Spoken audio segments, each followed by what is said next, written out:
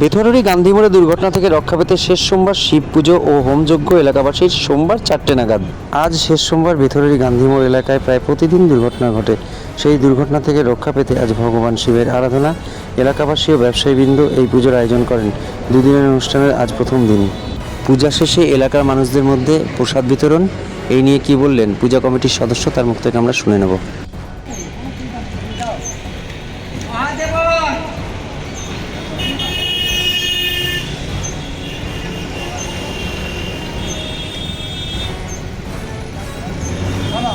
Mahadev शिवायन शांतायन करुणंतयं Hathaway निवेदयामि सर्वसंतन संतन उदितं परमेश्वर परमायण नमः श्रावण मासे नमः कृष्ण पक्षे द्वितीयां तिथं सपरिवार ग्रामवासवृंद इति कामनायन कामनार्थायन विद्महे नमः महादेव शिवायन पूजन कर्मायन सुप्रकाशं पूजनितं धूपं दीपं।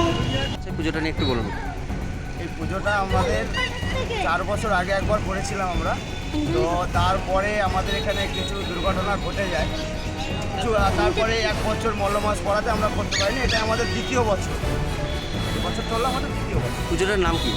পুজোটার নাম হচ্ছে আমাদের রুদ্র শিবায়। কোথায় হচ্ছে এটা? এটা আমাদের এই গান্ধীমোড়। কারা করছে? এটা আমরা কজন দোকানদার সবাই মিলে গান্ধীমোড়ের সমস্ত আদিবাসী বৃন্দ সবাই মিলে করছি। কদিন অনুষ্ঠান? অনুষ্ঠান আজকে পুজো আছে, কালকে মহাপ্রসাদ আছে। ব্যাস, কালকে মহাপ্রসাদ দিয়ে আমাদের পুজো অনুষ্ঠান সম্পূর্ণ হবে। আপনার নাম? আমার নাম অমিত কর্মকার। কে পুজো? এই পুজোর একজন সদস্য, বাবার একজন শিষ্য আর কি, বাবার চেলা। বাবার